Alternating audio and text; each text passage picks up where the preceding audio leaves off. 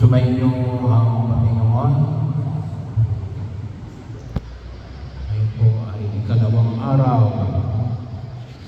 ng taong 2026. At tulad ng patuloy natin panalangin, pagpapasalamat sa taong 2025 ang pagtitiwala sa Diyos. Hindi niya tayo pababayaan sa taong ito 2026. At bahagi po nito ay pinaalala sa atin na maging gabay natin ang dalawang bagay. Una ay tungkol sa katotohanan. Unang pagbasa ay mula po sa sulat ni San Juan. Ang ebanghelyo natin ay mula ho sa ebanghelyo ni San Juan, isang taong sumulat na nagpapahayag ng alin ng katotohanan. Napakahalaga ho ang katotohanan. Ang akala ng iba, pwede mong isang tabi yung katotohanan to settle a compromise. Para hindi na lang tayo mag-away, ay tayo ay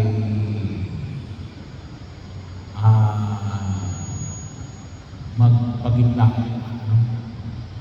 At kalimitan na nangyari ay isinasantabi yung katotohanan. Hindi naman sa lahat, but most probably. So kapag sinabing pumagitna, siguro sa mga pagkilos, sa mga, pero hindi dapat binabaliwala ang katotohanan para lamang magkasundo.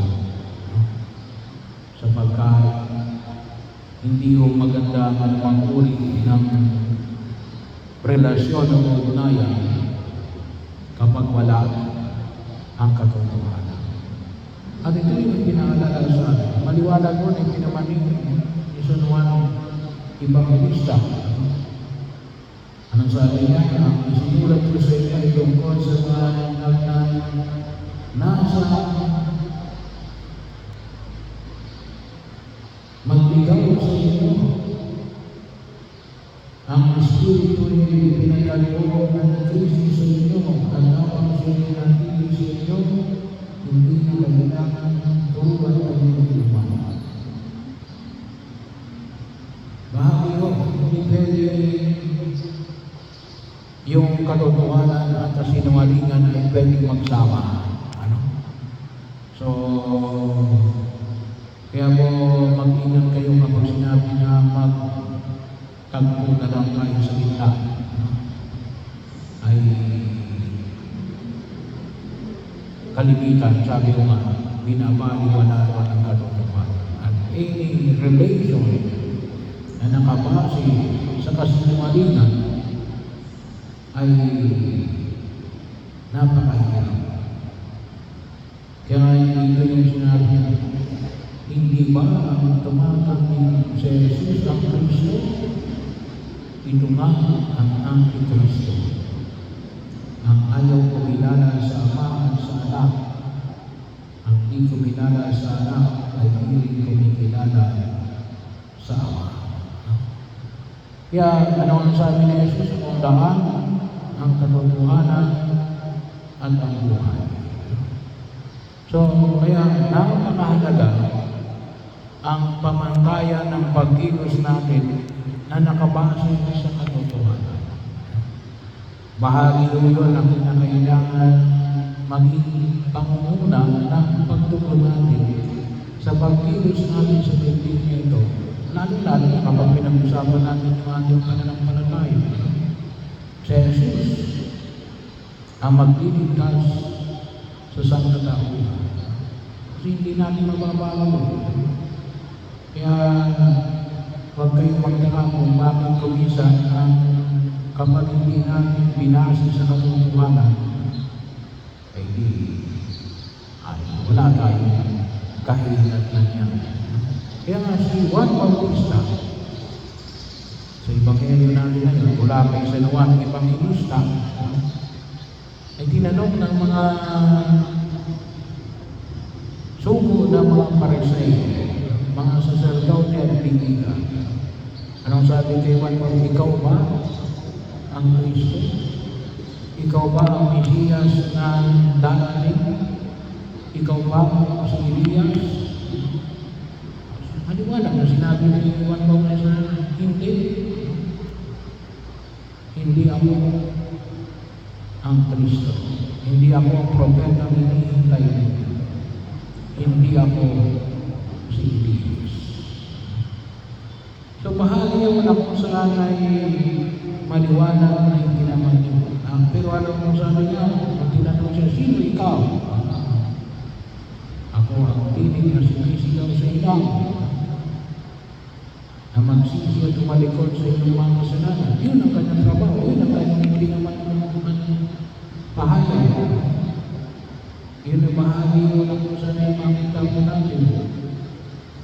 Kaya napakaalaga yung pagkilos na ipinamani ni Juan Bautista bilang tagapanguna ng ating Panginoon Jesucristo na ang pundasyon ay hindi ang katotohanan. Kaya bahagi yun na sana tayo lahat ay sama-sama kumilos na hanapin ang katotohanan. Lalo sa daigdig ngayon, itong daigdig ni Pele, maraming peke, ang fake news, fake friends, mga bahagi yun na kung saan ay nililin lang tayo. Kaya nga kinakailangan sa una pong natin ay maging maliwanag ko sa atin. Pagbasihan muna natin yung katotohanan. Kaya kung maalala ninyo, binanggit ko na rin ito sa nakalipas na piyesta ng mahal na Birhen de la O. Huwag tayong masyadong magbase tungkol sa mga istorya na kung tawagin nga po natin, pwede nyo sabihin na yung folklore, sabi-sabi naman, kwentong bayan. Walang maliwanag na basihan. So, ano yung dapat namin yan? Ano yung katotohanan? Ano yung devotion namin sa mahal na Birhen de la O? Yung may mga nagpapatunay. Kaya matagal ko nang sinabi sa mga kontradiya, isulat yung mga patutuo. Kasi yun ang patutuo eh. Kasi yung pag ikikwento ninyo, yung mga kwentong bayan na mahirap patunayan. O bahagi yun na kung saan makita ko natin. Sapagkat, anong sasabihin? Sinungaling niya. And the whole devotion will be surrounded in doubt. Kasi yun ang pinalalaki natin. Pero kapag binibigyan natin palagi ng diin ay yung mga bagay, kaya yun ang nais ko din ulit-ulitin na dapat yung mga patutuo sinusulat. Bahagi yun ang pagkilala.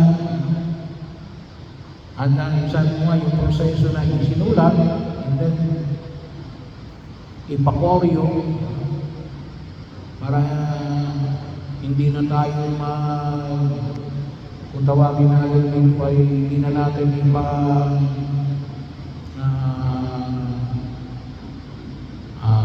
abogado. Kasi yung mga maliwanag na mga mensahe ng pagkilos sa pagtugon. Yun po yung una. katotohanan. Pangalawa, kababaan ng loob. Ang tunay na katotohanan ay may kababaan ng loob. Yung katotohanan ay hindi para manira. Hindi pwedeng pag-iwalayin ang katotohanan at kababaan ng kalooban. Kalimitan daw na nagpapahay ng katotohanan ay kababaan ng kalooban. Kalimitan ng mga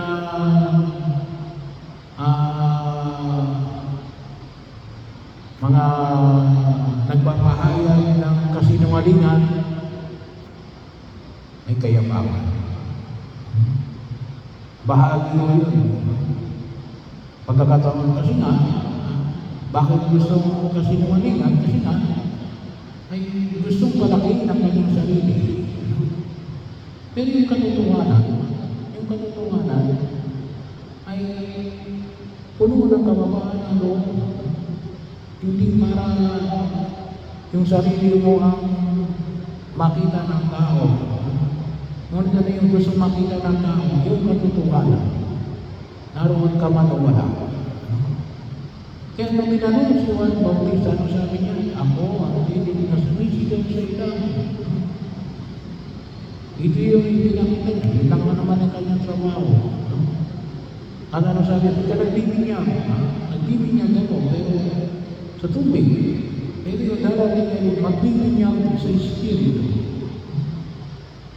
Ni hindi niya ipinakita yung sarili niya sa darating na Mesiyas. Bahagi yun. Yung mga taong kalimitan sinungaling, sila lamang magaling. Bahagi yun. Kaya mag-ingat kayo sa mga taong wala na ikinuwento, kundi sila lang ang magaling. Pagkakataon yun. Yung kababaan ng loob ay sabi nga ho natin, yung kakambal ng katotohanan. Pagkakataon, sapagkat itong katotohanan na ito ay isang katotohanan marahil para maglingkod, hindi para paglingkuran. At napakahalaga yung elemento ng kababaan ng kalokohan. Kasi ang tunay na katotohanan hindi nagwawasak. Hindi na trabaho ng katotohanan ang magwasak. Ang trabaho ng katotohanan niya ay magligtas. Kasi yun ang dinadala ni Jesus, kaligtasan. Hindi kapahabakan. Ngunit yung mga tao sumisiya sa katotohanan, ayun, yun ang magbibigay ng pagkawasak. Pero kung tunay na ang dala mo ay katotohanan,